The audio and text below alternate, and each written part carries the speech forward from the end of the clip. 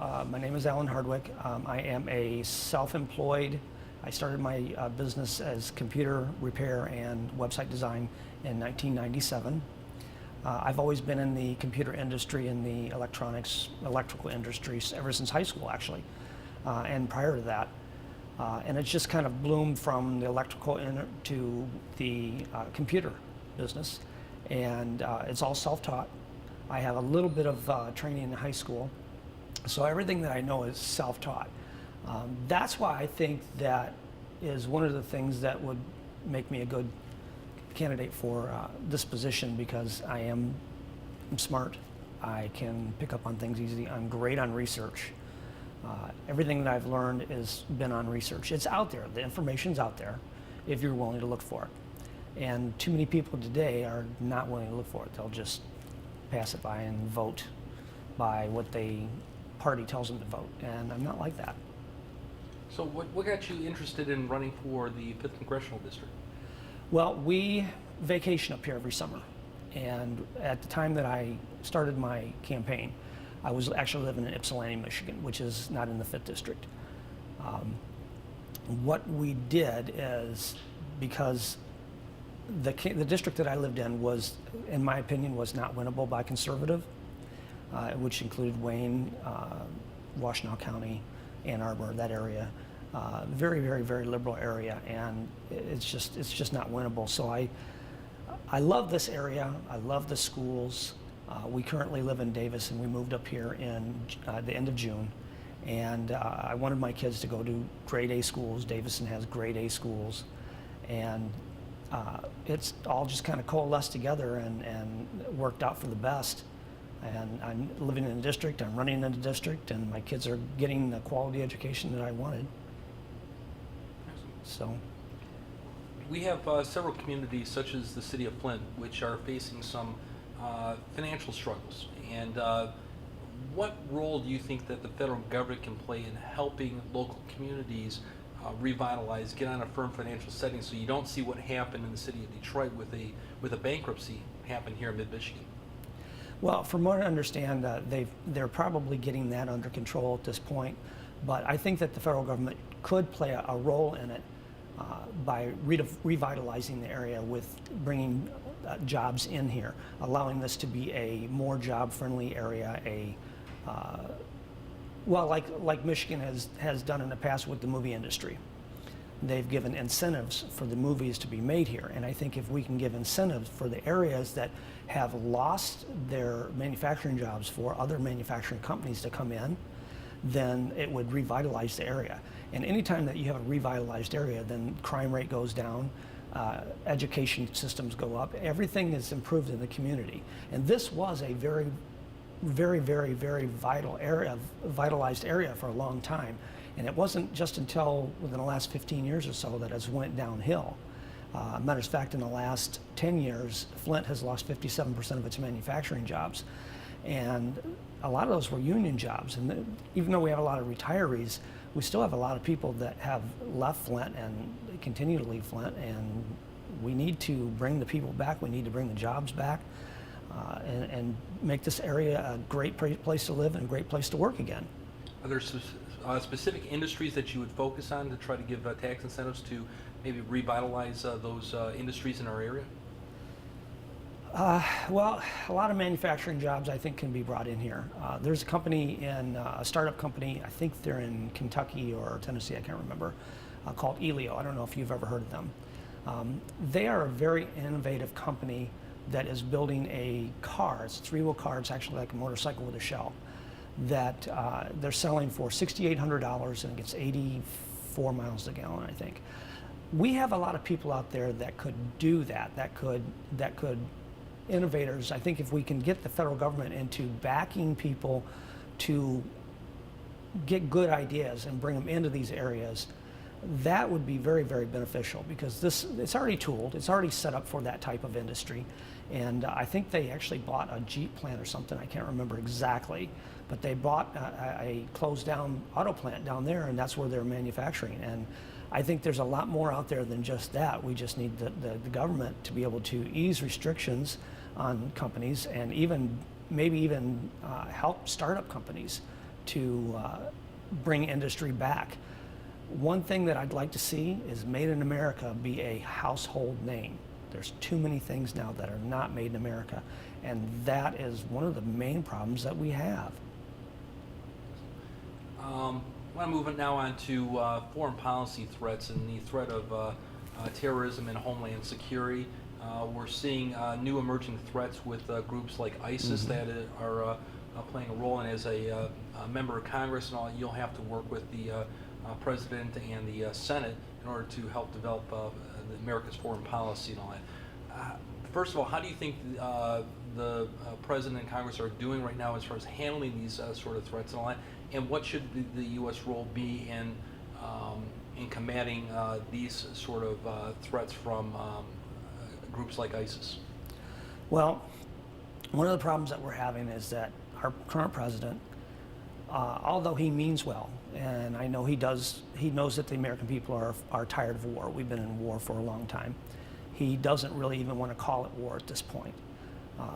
But the thing that we need to realize is that this is similar to what we had in Vietnam. We're not fighting a governmental force. We're fighting a war on terror. And we can't just go in and give them a black eye here and a spraying there. We have to go in and we have to have the help of the countries, the military of the countries that they're harboring in there. Sorry, I'm kind of stumbling here a little bit. We need to have the help of the countries that are in there allow us to either go in and do what we need to do or to help us. But any country that is purposely harboring a terrorist group, I don't think we should be supporting them at all unless they're willing to help us eradicate this terror. Another thing that our country needs is to shore up our military. Our military is in very, very, very poor shape right now. And I think that is one of the main things that government should be focused on, is a strong military. I'm very, very adamant on peace through strength. I believe that if we are at a point in this country right now, or in this world right now, that we're not looked at as a viable threat as far as if someone wants to mess with us. And I think that we need to get back to the point where people would say, you know what, you don't mess with the U.S. because they will retaliate. And people they don't respect us anymore. And I think that peace through strength is really where it needs to be, a strong military, because when you have a strong military, chances are you won't even have to fight. And that's where we need to be. If we want to avoid war, then what we need to do is we need to shore up our military so no one will be foolish enough to start one with us. Go back to a point that you made a little bit earlier about working with other countries and regions to try to crack down on other militant groups and all that. When you're in the Middle East, we've got a lot of countries there that are not always friends of the United States. Right. You're talking about Syria and Iran and such and all that. How would you push the president or congressional or military leaders to maybe take a different approach in working with those countries in order to crack down on threats like ISIS, which doesn't have a geographic border, but kind of has a presence in a lot of different, including Africa. Yeah. Well, it's not an easy thing to do. It's not going to be an easy thing to do. But I think there's two ways to approach this. One, we can say, hey, listen, go in there and help us. It's going to take boots on the ground. I don't care what our president wants to do. It's going to take boots on the ground. That's all there is to it. All the best leaders and generals are saying it's going to take boots on the ground. But we can't just go in there and say, oh, we captured this leader. It's done. It's over with. Because they're going to come back with someone else. What we need to do, in my opinion, this is two things you can do it. You can either say, okay, you assist us. You know this land better than we do. You assist us and let's eradicate this problem. If you don't want to assist us, then just get out of the way. Keep your troops out of the light, and we'll go in, and any troop movements that we see, we'll just take them out. And I know that we don't always have good relations with these. If they don't want us to help them, then we don't need to be there. That's all there is to it. But we do need to crack down on our own borders and our own security in this country. And we need to I believe we need to close the borders, and we need to make sure that the people that do come in here are actually people that want to be here and that they go through the correct path to citizenship. We can't just open our borders to everyone, because everyone will come over, the good and the bad. Would you enforce current laws and deport more immigrants if they're found to be here illegally? I would support evaluating the situation. And then because the problem that we're running across is they're saying, well, they're political refugees. They're not political refugees. A lot of the people that are coming across are not political refugees. They're escaping violence in their own country. We have violence here. And that's not the definition of a refugee in this country. If you want to come over here, there's a proper way to do it.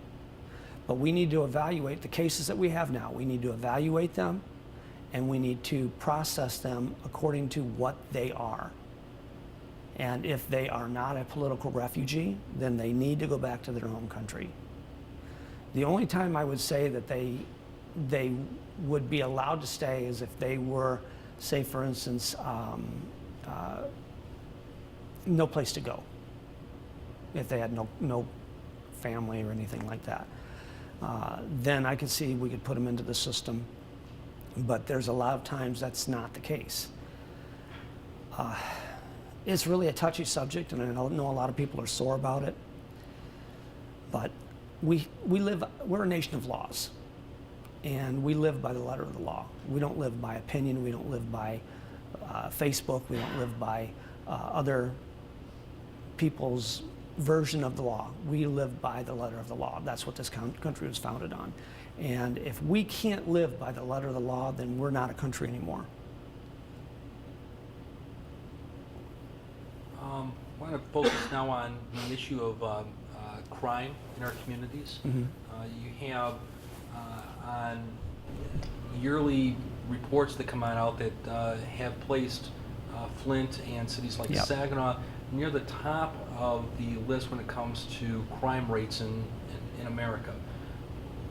What can be done with working with federal authorities to try to reduce the crime in local communities and to restore a sense of safety for people who decide to call this home?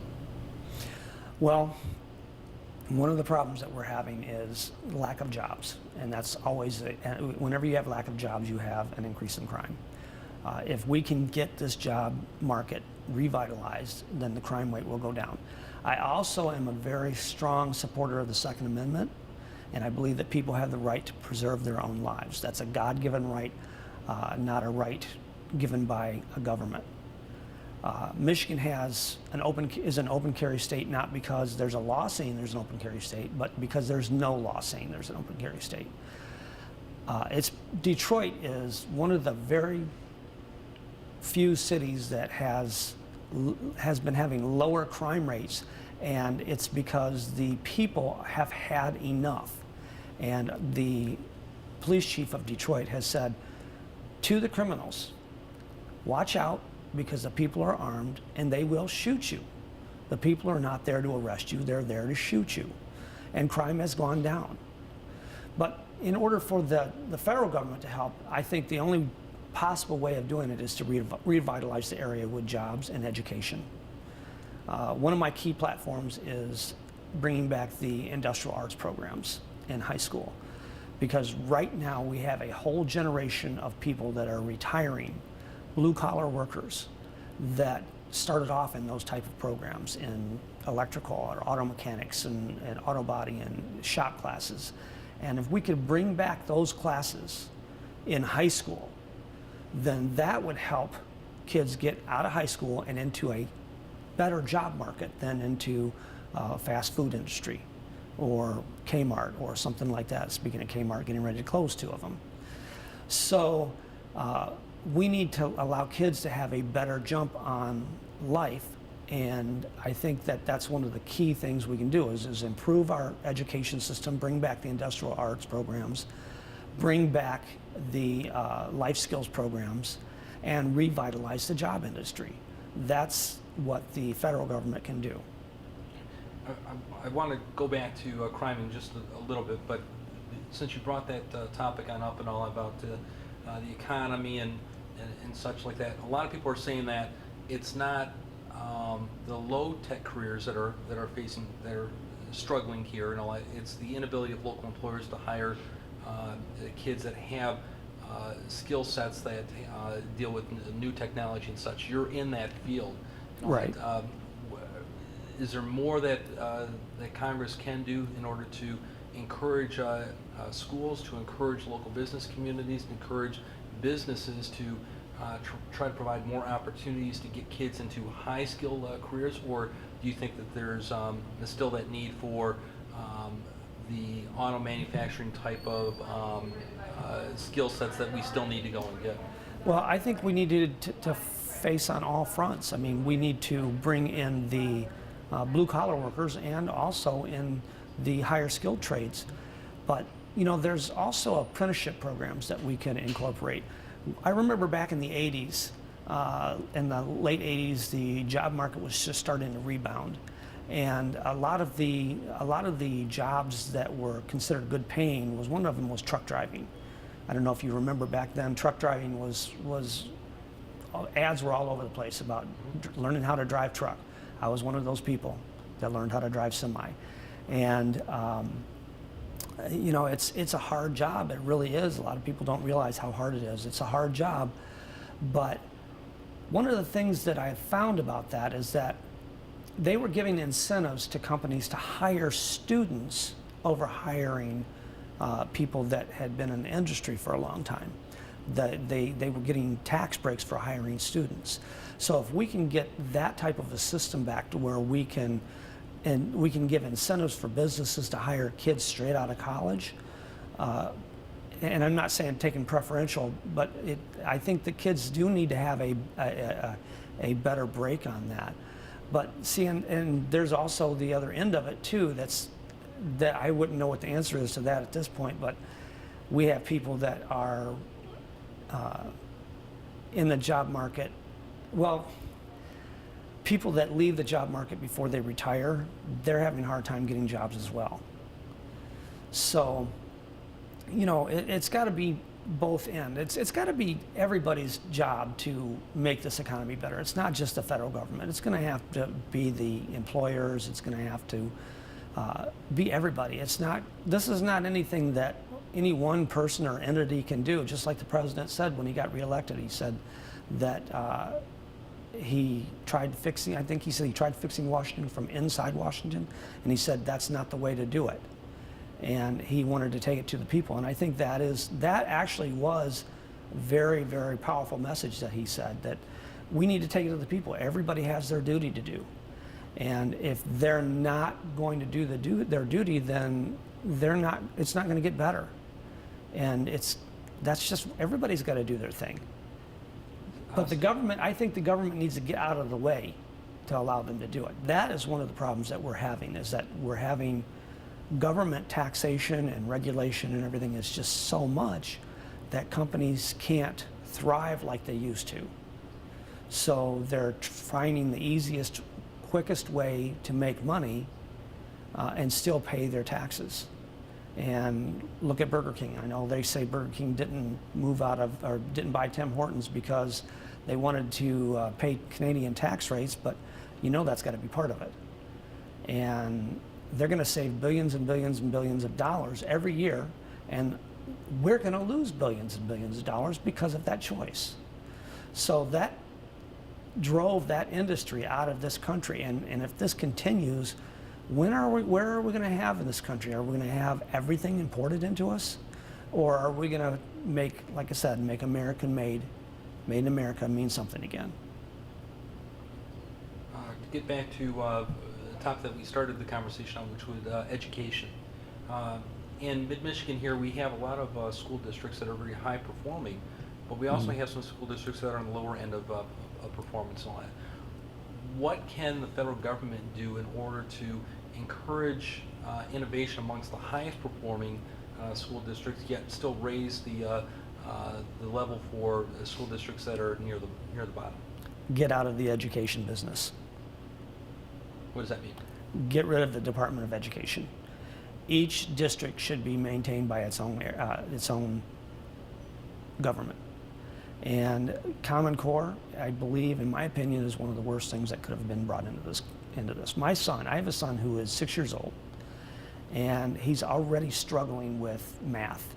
And I've seen some of the Common Core problems. I've actually had to sit down and think for 15 to 20 minutes on one problem a second grader is doing to figure out how it's supposed to be answered. If I can't do it with all of my background and skills and knowledge, how do they expect a 6 or 7-year-old to do that kind of work? That right there is going to make the kids that are already struggling even struggle farther. And it's going to drop the standard down. Every school district before Common Core has gotten that way because of the area that they're in. If we have areas that are struggling, if the federal government wants to do something about it, then they should give them funding for whatever they need. If it's school books or computers or whatever, that's where our future holds, is with our children, and education is paramount.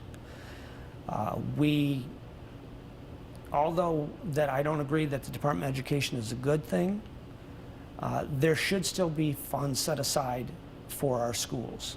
I don't think that the federal government has this is the problem that we're running across. The federal government, as of late, has come up with the scenario that one shoe fits all, and that's not how it works. Each district is different, it's unique. Each state is unique, each county is unique. And we can't just say, well, what's good for this district is good for that district, because it does not work that way. Each one needs to be addressed individually, and each one needs to have their strengths and their weaknesses examined and then taken from there. We've just got too many people that are in there just for the testing of the numbers. And that's what I found over the years. It's like, well, make sure your kid comes to school today, because this is count day. This is where we get our funding. And they spend most of their time on state or federal tests than they do on actually learning the material. And they're more concerned about the testing and the ratings than they are about actually giving a quality education to our children. So I believe that the Department of Education should be completely removed. I think it should be left in the state's hands, states and local government hands. We got through all the questions that I had, but is there anything else that you think that that is not getting the type of coverage that you would say, in my first 100 days on Capitol Hill, I would want to focus in on this issue? What would that issue be? Energy independence. I know a lot of people say, well, that's never going to happen. We are so close to that right now. Everything that we have requires energy.